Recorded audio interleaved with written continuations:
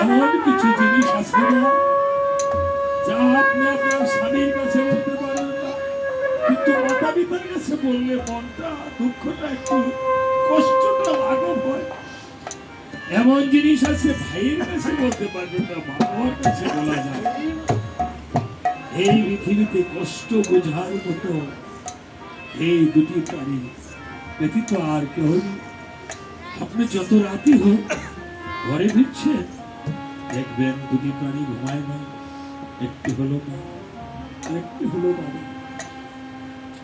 কত বৃক্ষের নিচে গেলে যত তাপই হোক না কেন কিছু যেমন ছায়া লাগে, ঠিক পিতা বাচ্চার কাছে গেলে কিছু না কিছু মায়া কষ্ট লাঘব হয়। আজকে তারা এই কষ্টগুলো আর কার কাছে বলবে? বিধাতার কাছে ছাড়া আর কারো কেউ নেই। সাক্ষাৎ ভগবান পিতা মাতার চরণে প্রণাম করলে বলে ভালোভাবে যাস, ভালো থাকিস, সাবধানে যাস। এই কথাটা এই সাক্ষাৎ ভগবান আশীর্বাদটুকু আর কেউ করে না। মাতা পিতা আরে জন্মের মতো সেরে গেছে বাবা,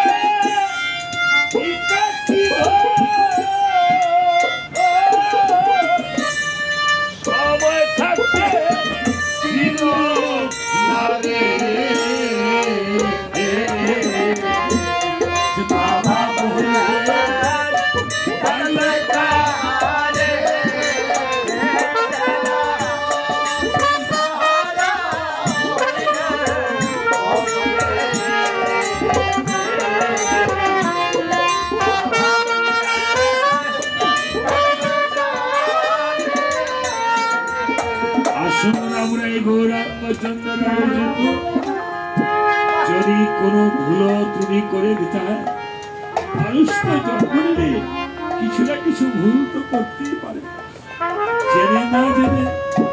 যদি আপনাদের কাছে চলনে বলনে কোনো ভুল তুমি করে দাও, এই পুত্র দুজন ওনার কন্যারা কোথায়, আপনারা আসলে এসে একটু ভক্তি করেন মা বাবার জন্য, ঠাকুরের কাছে প্রার্থনা করে, জামাইরা একটু ভক্তি করে এসে প্রার্থনা করে, কারণ জামাই তারা পূর্বজন্মে পুত্র ছিলেন। যদি কোনো জেনে না জেনে জ্ঞানে অজ্ঞানে কোনো ভুল তুমি করে যাও, তাহলে ক্ষমা করে দিবেন। এই আসরকে শেষ আসর মনে করে, এই রাতকে এই রজনীকে শেষ রজনী মনে করে, তাহার পুত্র কন্যা জামাতাগণ তাহার স্ত্রী যদি কোনো ভুল তুমি করে থাকে ক্ষমা করে দিবেন। আমি এই পরিবারের হয়ে আপনাদের কাছে ক্ষমা চেয়ে নিচ্ছি। আসুন ওনার জন্য একটু প্রার্থনা করি ঠাকুরের কাছে। সবাই হাত জোড় করে বলবেন, অযত ভুল ত্রুটি হায় করেছে ধরায়, ক্ষমা করো চরণ পরশে।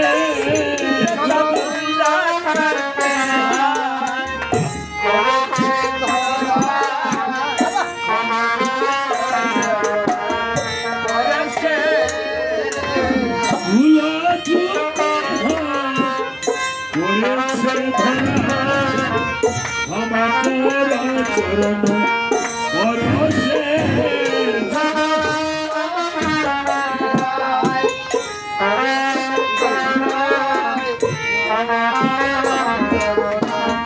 পরশে গৌরাঙ্গ রায়কে পার চরণ পরশে।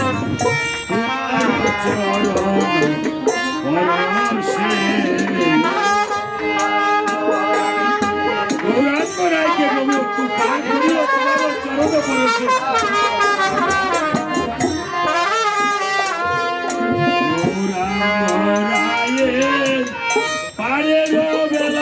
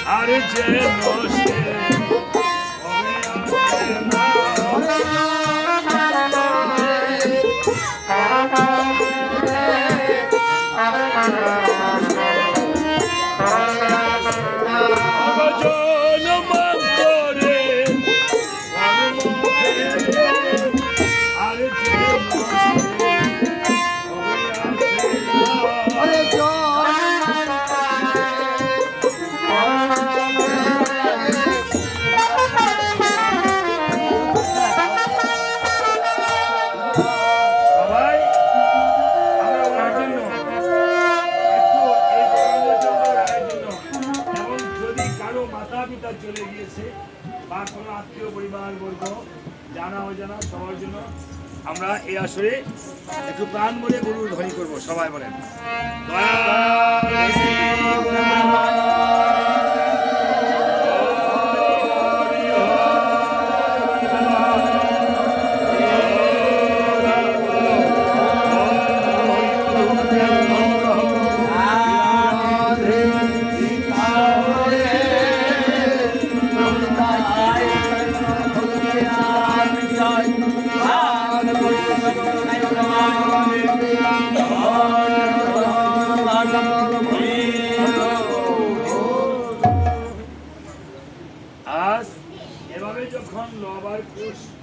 তাদের পিতাকে নিয়ে কাঁদছে।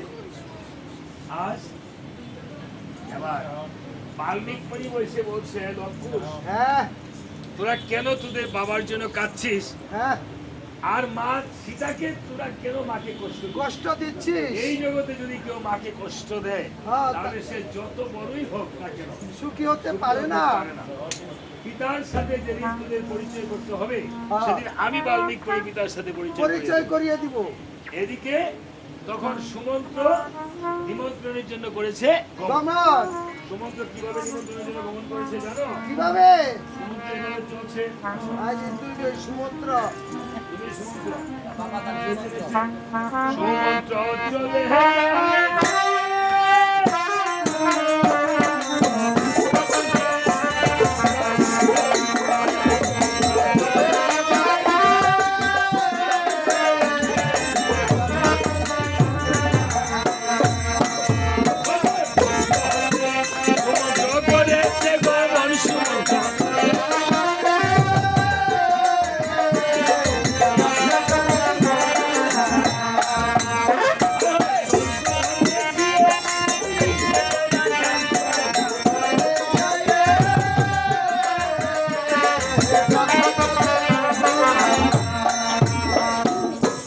সুমন্ত্র ইন্দ্র বলছে, সুমন্ত্র এই, তুমি কোথা থেকে এসেছো?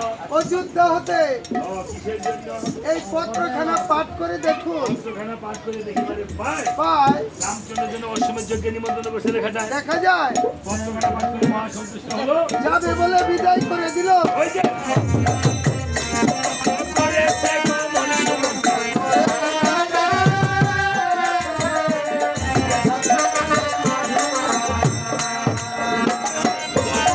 রাষ্ট্রমের দিচ্ছে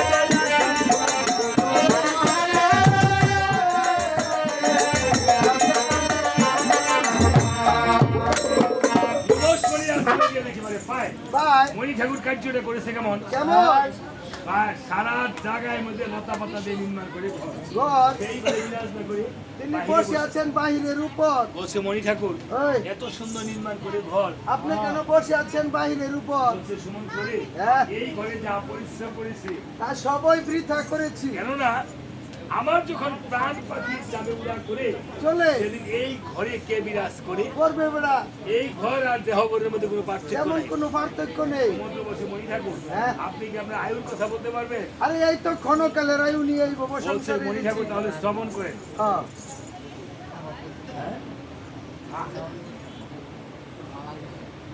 আরের বন্ধন ঘর চামড়ার ছাউনি ছাউনি 32 নালে তাদের দিয়েছে খিচুনি 14 বুয়া চালের মাপ। করে নিরন্তর দক্ষিণ পাশের চাঁদুয়ারি, আসা যাওয়া করে, উত্তর পাশের চাঁদুয়ারি, মাল বাহির করে, পূর্ব পাশের চাঁদুয়ারি আছে, দুই দারোয়ান আর খারাপ, মধ্য পাশের চাঁদুয়ারি আছে। প্রেমের ডুরি বাঁধা, আপনি ধরে বসে আছেন রামনারায়ণ গোপনে গোপনে।